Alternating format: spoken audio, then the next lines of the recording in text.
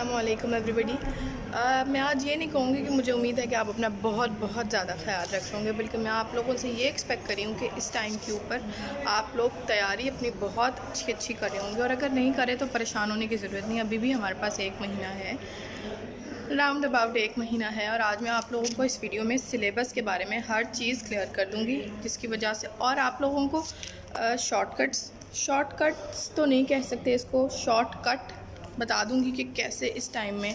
वैसे तो मैंने अपने पिछली वीडियो में भी बताया था कि कैसे आप इस टाइम पे आप जल्दी प्रिपेयर कर सकते हैं और कैसे कवर अप कर सकते हैं, लेकिन इस वीडियो के एंड में भी बता दूँ, ठीक है। इस वीडियो को अच्छा, बेसिकली गाइस मैं स्विच करना चाह रही थी अब चैनल को वीलॉग्स की तरफ, लेकिन और आज मेरा पूरा प्रोग्राम था कि मैं आज एक वीलॉग बनाऊं, लेकिन जैसे पीएमसी ने सिलेबस लॉन्च किया, जैसे ही पीएमसी ने अपना नया सिलेबस जो है वो बताया, तो मुझे रिक्वेस्ट आने लग गई कि नहीं आप प्लीज़ इस पे वीडियो बनाएं, हमें हेल्प चाहिए। तो आई डिसाइड टू स्विच कि व्लॉग नहीं बनाती, आज मैं आप लोगों के लिए ये स्पेशल वीडियो बनाती हूँ। तो guys I am doing this for you guys, तो प्लीज़ सबसे पहले चैनल को सब्सक्राइब कर दें ताकि मेरी भी इंकरेजमेंट हो जाए।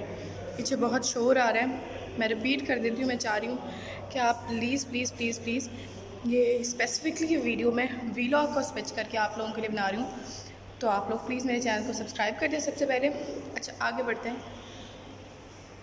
हम मूव करते हैं इस वीडियो की तरफ। इस वीडियो को मैंने सर्टेन पार्ट्स में डिवाइड किया हुआ है। सबसे पहले मैं आप लोगों को जो पीएमसी का नया सिलेबस है उसके पैटर्न के बारे में थोड़ा सा समझा देती हूँ, ठीक है। नंबर 2, इस वीडियो में आप लोगों के साथ 2 सिलेबस का कंपैरिजन करूँगी ताकि हमें आइडिया हो जाए कि किस तरह का सिलेबस आया है और क्या चेंजेस आई हैं, ठीक है। नंबर 3 में आप लोगों को बताऊंगी कि हमने ये नया सिलेबस प्रिपेयर कैसे करना है, और नंबर 4 ये हमने सिलेबस प्रिपेयर करना कहाँ से है। तो ये कुछ पार्ट्स हैं जिसमें मैंने इस वीडियो को डिवाइड किया हुआ है, ठीक है। अब देख लेते हैं हम सबसे पहले पैटर्न, कि पैटर्न क्या है पीएमसी के सिलेबस का। सबसे पहले अब हम यहाँ देख लेते हैं subject wise content weightage and difficulty and index. ये इन्होंने मतलब यूएचएस या नाम्स या ये पहले होता था, लेकिन फिर होना बंद हो गया। तो अब इस साल इन्होंने, अच्छी बात है कि हर चीज़ क्लियर करने की कोशिश करें। तो इसमें उन्होंने बताया है कि बायो से 80 क्वेश्चंस, केमिस्ट्री से 60 क्वेश्चंस, फिज़िक्स से 40 क्वेश्चंस, इंग्लिश से 20 क्वेश्चंस होंगे। यहाँ कंफ्यूज नहीं होना परसेंटेज और क्वेश्चंस में। नंबर ऑफ़ क्वेश्चंस जो हैं वो बायो की एग्जांपल देती हूँ 80 होंगे, ठीक है।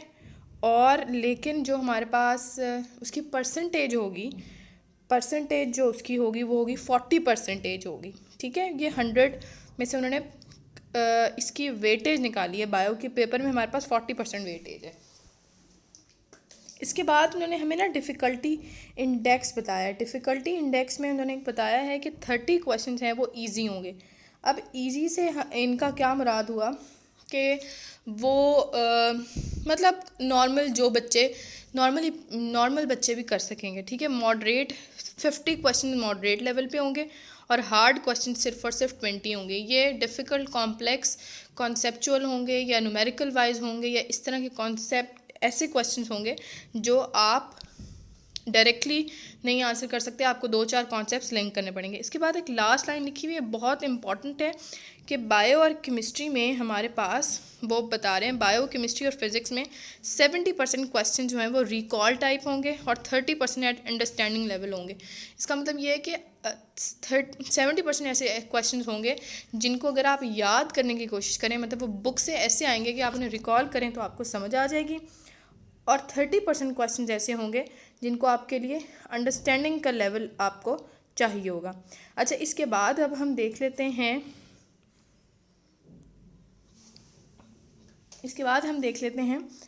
अब कंटेंट्स को, ठीक है।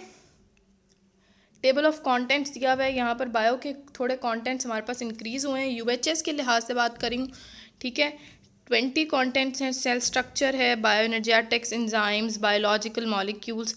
अच्छा, यहाँ पर बायोडाइवर्सिटी, ए सेलुलर का मतलब होता है वायरसेस, ठीक है। वैरायटी ऑफ लाइफ में वायरसेस वाला जो टॉपिक है। प्रोकैरियोट्स हैं, प्रोटिस्टा एंड फंजाई हैं, diversity among plants, Plantae, Animalia, ठीक है। Support and movement. इसके टेबल ऑफ कंटेंट से आपको, जो इसके आगे उन्होंने डिविजन्स बताई हैं, इससे आपको आइडिया होगा कि इन चैप्टर से आपने फर्दर क्या क्या कुछ करना है, ठीक है। इसके बाद हम फिज़िक्स देख लेते हैं। फ़िज़िक्स में यूएचएस के लिहाज से कंटेंट्स बहुत कम हुए हैं, वो हम कंपैरिजन आगे जाके करेंगे। थर्मोडायनेमिक्स है, इलेक्ट्रोस्टैटिक्स है, फोर्स एंड मोशन है, ठीक है।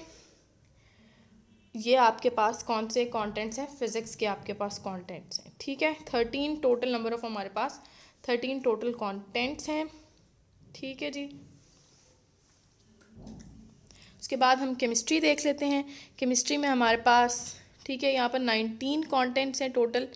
एल्काइल हैलाइड्स हैं, अल्कोहल्स, यहाँ पर ऑर्गेनिक में हमारे पास कार्बोक्सिलिक एसिड्स, मैक्रोमोलिक्यूल्स, इनऑर्गेनिक में केमिकल इक्विलिब्रियम, रिएक्शन काइनेटिक्स, ठीक है, introduction to fundamental concepts of chemistry, atomic structure, ये सारे हमारे जानने वाले कंटेंट्स हैं, सब बच्चों के जानने वाले कंटेंट्स हैं, सब की बुक्स में थे। तो ये कॉमन सिलेबस बना है देखते हुए तमाम प्रोविंसेस की टेक्स्ट बुक्स को, फेडरल की टेक्स्ट बुक्स को, सब बच्चे इसको देख लें कि ये अच्छा। इसके बाद इंग्लिश का ऐसा वो एंड में मैं जब आप लोगों के साथ एक इंग्लिश के बारे में चीज़ शेयर करूँगी तो उसमें ही हमारा सिलेबस भी कवर हो जाएगा। यहाँ पर अब देखें, इन्होंने नम्स के सिलेबस की तरह लर्निंग आउटकम्स भी शेयर किए हुए हैं, ठीक है। यहाँ पर अगर चैप्टर है फोर्स एंड मोशन, तो उसके उन्होंने कंटेंट्स के साथ साथ लर्निंग आउटकम्स भी शेयर किए हैं कि किस तरह के क्वेश्चन आ सकते हैं। डिस्क्राइब डिस्प्लेसमेंट, एवरेज वेलोसिटी के क्वेश्चन आ सकते हैं, यूनिफॉर्म एक्सेलरेशन के, ठीक है जी, डिस्प्लेसमेंट ग्राफ्स के क्वेश्चन आ सकते हैं। उसके बाद हम देख लेते हैं कि आगे भी उन्होंने हमें इसी बारे में बताया हुआ है। अगर आप लोग देखें तो उन्होंने साथ साथ कंटेंट्स बताए, साथ साथ उन्होंने हमें इसके लर्निंग आउटकम्स भी बताए हुए हैं, ठीक है। अच्छा, एक जो बहुत अच्छी चीज़ उन्होंने इस दफ़ा इंक्लूड की है, पहले सालों में भी आती थी लेकिन फिर उन्होंने रिमूव कर दिया, वो था कि किस चैप्टर में से कितने एमसीक्यूज़ होंगे। असल में ये बात हमें बताती है कि कितने चैप्टर को हमने कितना टाइम देना है, उसके कितने डीप जाना है, ठीक है। जितने ज़्यादा एमसीक्यूज़ आ रहे हैं एक चैप्टर से, उतना उसके अंदर डीप जाने की, उसका उतना डिटेल करने की ज़रूरत होती है, ठीक है। अब जैसे सेल स्ट्रक्चर एंड फंक्शन से 6 एमसीक्यूज़ हैं, बायोलॉजिकल मॉलिक्यूल से 6 हैं, एंजाइम से 3 हैं। इससे हमें आइडिया हो जाता है कि अगर फॉर एग्ज़ाम्पल एंड में अक्सर बच्चों से रिविज़न में नहीं मैनेज हो रहा होता तो हम इस तरह फिर हम प्रायोरिटाइज़ कर सकते हैं कि हम कौन सा चैप्टर उसको स्किप कर सकते हैं। सिर्फ और रिवीजन की बात कर रही हूँ मैं लर्निंग की बात नहीं कर रही, रिवीजन की बात कर रही हूँ। यहाँ पर अगर हम देखें बायो एनर्जेटिक्स से हमारे पास 6 हैं, ए सेलुलर वायरसेस से 4 हैं, प्रोकैरियोट से 2 हैं, इस तरह देख लें। उसके बाद हम देख लेते हैं फ़िज़िक्स का, हम फ़िज़िक्स के देख लेते हैं। इसी तरह फ़िज़िक्स के टॉपिक्स के साथ उन्होंने एमसीक्यूज़ बताए हुए हैं, ठीक है। फोर्स एंड मोशन में 4 हैं, वर्क एंड एनर्जी में से 4 हैं, ठीक है।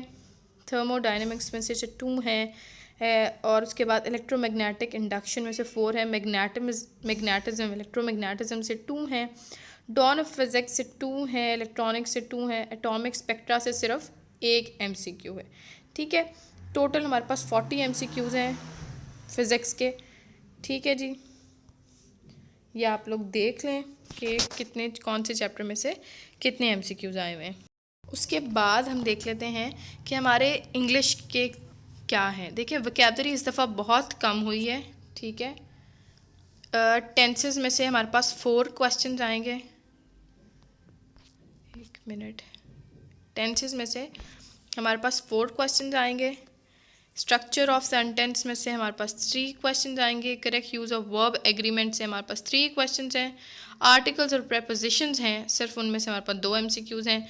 फिर हमारे पास स्पेलिंग और कैपिटलाइजेशन और पंक्चुएशन है, 2 एमसीक्यूज़ हैं। सेंटेंसेस में से भी 2 एमसीक्यूज़ हैं, ठीक है जी।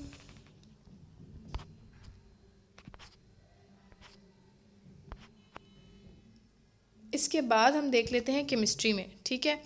केमिस्ट्री में हमारे पास जैसे कि fundamental concepts of chemistry 3 MCQs हैं, एटॉमिक स्ट्रक्चर में से 4 हैं, और लिक्विड सॉलिड्स और केमिकल इक्विलिब्रियम में से 2 हैं, बाकी सब में से 3 हैं। देखें केमिस्ट्री ऑफ हाइड्रोकार्बन्स, इसमें से 6 एमसीक्यूज़ हैं। तो आप इसका जो टेबल ऑफ जो इसके अंदर सब टॉपिक्स हैं वो देख लें, वो ज़्यादा होंगे, जाहिर सी बात है। उसमें से 6 एमसीक्यूज़ हैं।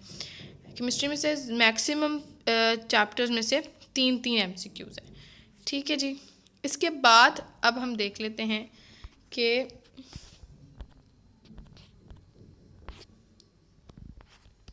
इसके बाद हमने देखना है कि अब हम कंपैरिजन कर लेते हैं यूएचएस के पेपर का, यूएचएस के सिलेबस का और ये जो नेशनल एमडी कैट का सिलेबस है। सबसे पहले तो हमें नज़र आ रहा है कि इसमें मेजरमेंट नहीं है। नेशनल एमडी कैट के सिलेबस में हमारे पास मेजरमेंट नहीं है।